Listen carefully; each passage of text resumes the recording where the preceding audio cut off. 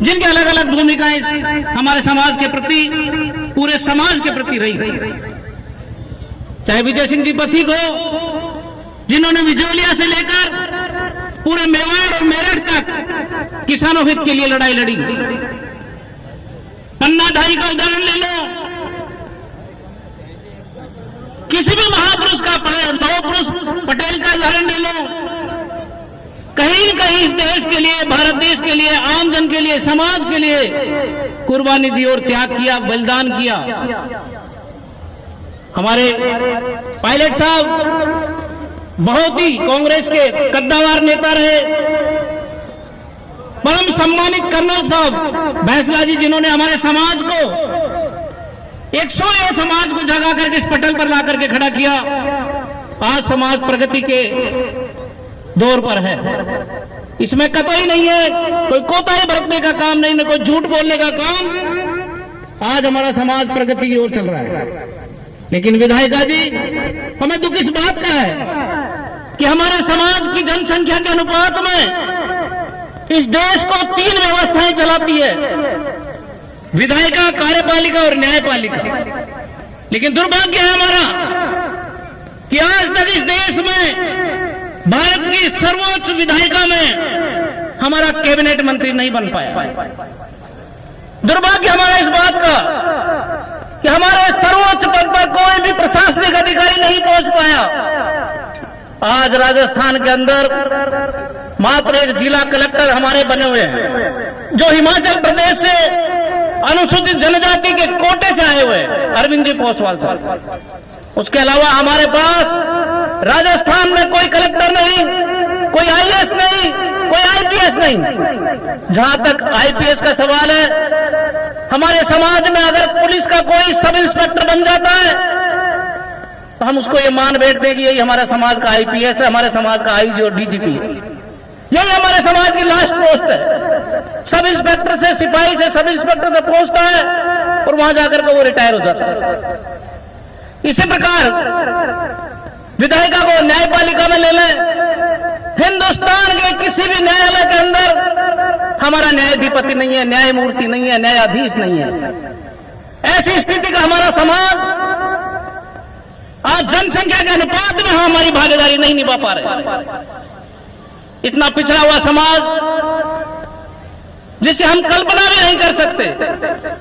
इसलिए विधायिका जी, हमारे समाज में जो जागृति आई है, मैं समाज के बंधुओं से भी निवेदन करना चाहूंगा कि हम बच्चियों को पढ़ाएं, बच्चों को पढ़ाएं और हक और अधिकार के लिए लड़ाई लड़ें, हमारी भागीदारी सुनिश्चित करें।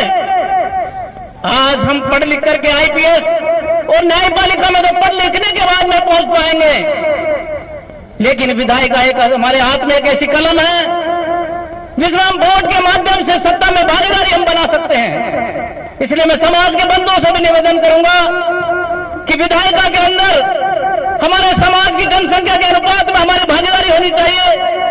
हमारे जनप्रतिनिधि ज्यादा से ज्यादा जीत कर जाए, चाहे वो किसी भी राजनीतिक दल से हो, किसी भी पार्टी से हो, उसको चुन करके भेजने का काम हमारा होना चाहिए। क्योंकि जब तक विधायिका में राजनीतिक परिक्षेत्र में हमारी पकड़ नहीं होगी, विकास के द्वार नहीं खुलेंगे।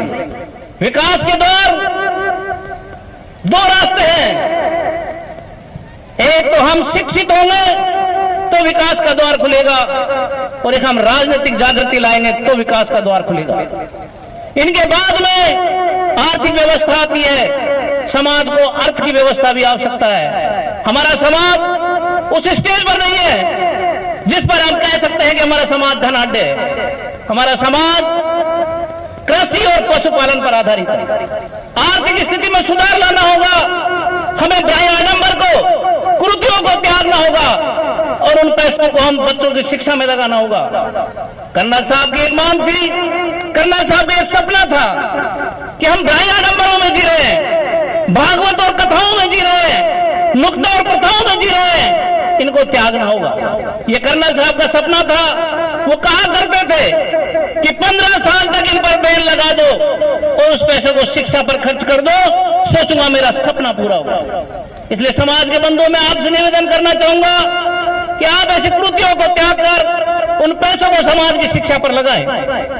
मैं इस बात से बहुत खुश हूं। समाज संगठित हो चुका, समाज संघर्ष करना जान चुका, समाज संघर्ष करता है, सड़कों पर करता है, सब जगह करना सीख गया और संघर्ष का परिणाम रहा। आज उस संघर्ष का परिणाम आपके सामने देश के प्रधानमंत्री माननीय मोदी जी राजस्थान के हमारे भगवान देवनारायण की जन्मस्थली मालाशेरी पर पधारते हैं। यह हमारे संघर्ष और संगठित होने का परिणाम है। ये प्रधानमंत्री जी के आने का न्योता नहीं, यह हमारे संघर्ष और संगठित एकता का परिणाम है। आज प्रदेश की सरकार ने भगवान देवनारायण के जन्मोत्सव पर अवकाश घोषित किया, यह भी हमारी जागृति का परिणाम है। हमारे समाज की युगों युगों से वर्षों से मांग चली आ रही है कि हमारे समाज की